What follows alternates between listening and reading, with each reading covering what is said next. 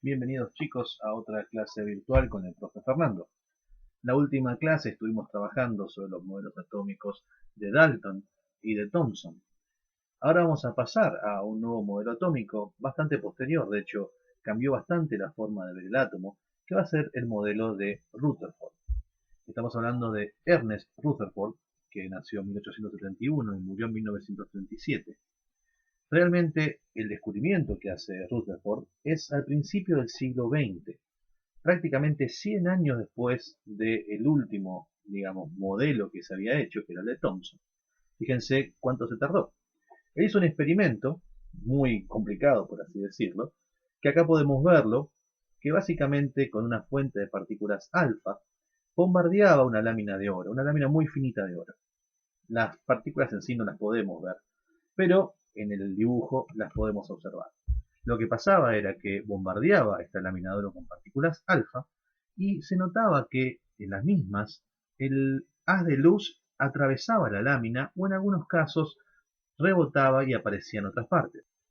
Si observan en la parte inferior derecha, van a ver el punto principal de luz, que es donde justamente la mayoría de estas partículas alfa atravesaban la lámina de oro y llegaban a esta pantalla fluorescente que detectaba en sí dónde impactaban las partículas alfa. Fíjense que esporádicamente se ven otros puntos de luz. Eso lo dejaba perplejo también a Rutherford. No podía entender por qué pasaba, ya que si consideramos que el modelo atómico que existía para hasta este momento era el de Thomson, que decía justamente que el átomo era básicamente una esfera salpicada, ¿se acuerdan lo del budín de pasas? Con pequeñas partículas llamadas electrones, no tenía sentido que esto pasara. Básicamente lo que tendría que estar pasando era que estos haces de partículas alfa chocaran directamente contra la lámina y no pudiesen atravesarla. Aquí podemos ver una ejemplificación de qué es lo que estaría pasando. Como vemos en esta animación, si la lámina de oro estuviese hecha con los átomos que pensó que existían Thomson, los rayos de las partículas alfa rebotarían contra los átomos, porque estos vendrían a ser macizos y como el oro está en estado sólido, los átomos están con gran cohesión y estarían justamente formando una placa fija y no dejaría pasar los rayos de las partículas alfa. Sin embargo, como vimos en el primer video, estas partículas podían realmente atravesar la lámina de oro. Eso lo llevó a pensar que en realidad el átomo no era macizo, sino que tenía que haber algún espacio entre ellos. De esta manera, Rutherford dedujo que la mayor parte del volumen del átomo estaba vacía. Por eso, la mayor cantidad de partículas positivas atravesaba la placa sin problemas, me refiero a las partículas alfa, y que en la zona central del átomo se encontraba una porción de materia muy pequeña y que tenía carga positiva, a la cual denominó núcleo atómico. Y esa era la causa de que una pequeña parte de las partículas positivas que eran bombardeadas eran rechazadas en forma parcial o total. Entonces, si pensamos en el primer gráfico que teníamos, en la primera animación, las partículas en su mayoría pasaban derecho. En cambio, si veíamos que en algún momento rebotaban, era porque estaban impactando justamente contra el núcleo. Pero la mayoría de las partículas podían pasar por ese espacio vacío que había entre los distintos núcleos de los átomos. Alrededor de estos núcleos estaban girando los electrones, los cuales no ofrecían resistencia al paso de las partículas alfa. Finalmente, en 1911, postuló su modelo atómico, donde afirmaba que los núcleos de todos los átomos contienen partículas positivas denominadas protones y que tienen igual magnitud de carga que los electrones pero de signo contrario. Según Rutherford, el núcleo atómico de carga positiva se ubica en el centro del átomo y los electrones que tienen carga negativa giran alrededor del núcleo distribuidos en órbitas, así como podemos verla en la animación. El modelo de Rutherford fue llamado modelo planetario, justamente por su similitud al sistema solar, donde vemos acá la animación que está mostrando, donde el Sol justamente es el núcleo del átomo y los planetas girando a su alrededor se parecen simplemente a los electrones. Poco tiempo después, vamos a tener al físico danés Niels Bohr, que era justamente ayudante de Rutherford. Podemos decir que se basó su trabajo en el de su maestro y pensaba que tenía que haber alguna relación entre la estructura atómica de un elemento y los electrones y su espectro de emisión atómica. ¿A qué nos referimos con esto? Nos referimos a que la luz blanca es en realidad un conjunto de radiaciones con distintas longitudes de onda. Así como vemos nosotros la luz blanca, en realidad lo que estamos viendo es simplemente luz. El color blanco no es justamente un color, sino que es todo el espectro de luz que tenemos para ver. Tratemos de entenderlo desde el experimento que hizo Bohr. Aquí vemos un prisma, que básicamente es una especie de triángulo hecho de cristal, donde al entrar en un ángulo, un rayo de luz, simplemente luz, dice blanca, pero en realidad es luz, vemos que se va a descomponer en todos los colores. ¿Qué es lo que pasa? La luz blanca contiene adentro suyo a todos los colores que nosotros podemos ver.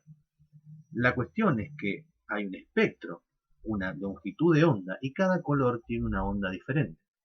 Si tenemos un instrumento que pueda separar todas esas ondas, como por ejemplo un prisma, vamos a poder observar que los colores van a aparecer y separarse entre ellos. Este efecto de prisma también puede lograrse a través de las gotas de lluvia.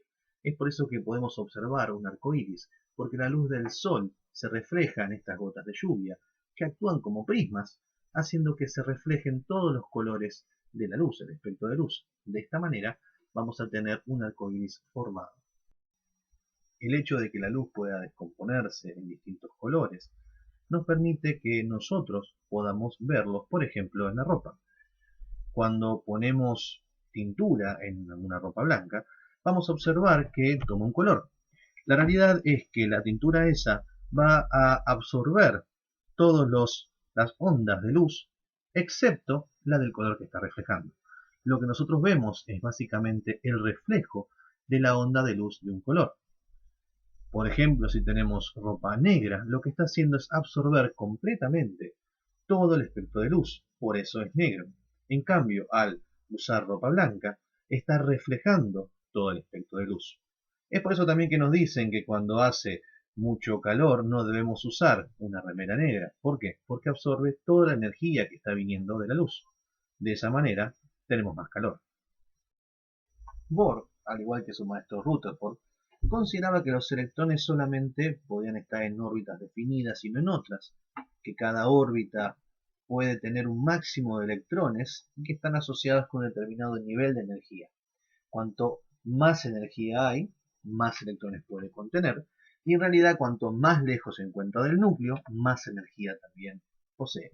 Sin embargo, existía una diferencia en el modelo de Bohr con respecto al modelo de Rutherford, porque este experimento que él realizaba con respecto a la luz demostraba que en realidad los electrones podían variar su energía, por lo cual decía que los electrones giran en sus órbitas específicas, al igual que decía Rutherford, que son los estados estacionarios o fundamentales, en forma estable y sin emitir energía.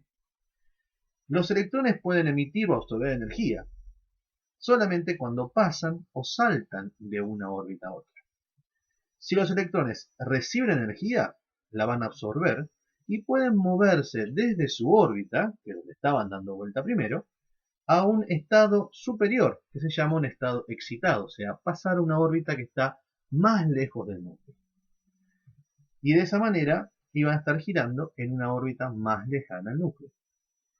Cuando esa energía, digamos que empieza a ceder, va a volver a su estado fundamental, va a volver a bajar de órbita, a una órbita que tiene menor energía, por lo cual vuelve a nivel 1, por ejemplo, como está en el gráfico.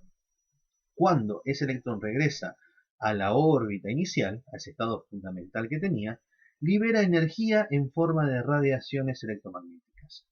De esta manera, lo que libera es una especie de luz visible. Entonces, de esta manera, al observar que se liberaba luz, entendía que los electrones podían saltar de una órbita a otra, a una órbita de mayor energía o de menor energía, por lo cual no estaban siempre en la misma órbita.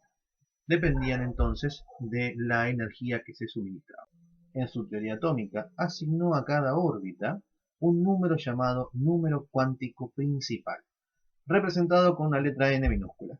De este modo, la órbita más cercana al núcleo, la de menor energía, le correspondía el número cuántico 1, por lo cual n es igual a 1. Para resumir entonces, la diferencia entre el modelo de Rutherford y el modelo de Bohr es que para Bohr, cada órbita tenía una cantidad de energía distinta. A medida que se alejaba del núcleo, cada órbita tenía una mayor energía. Los electrones podían y pueden subir a la otra órbita, pero necesitan un aporte de energía para hacerlo. De esta manera, cuando bajaban de órbita, podía verse un espectro de luz y de esa manera determinar cuál era el material. Llegamos entonces al final de este pequeño pero largo video donde aprendimos dos nuevos modelos atómicos. Recuerden que ahora ya vemos el de Dalton, el de Thomson, vamos a tener el de Rutherford y finalmente el de Bohr. Sin embargo, nos falta todavía un modelo que es el actual, el mecánico cuántico, que lo exploraremos en los próximos videos. Les dejo las actividades y que tengan un buen día.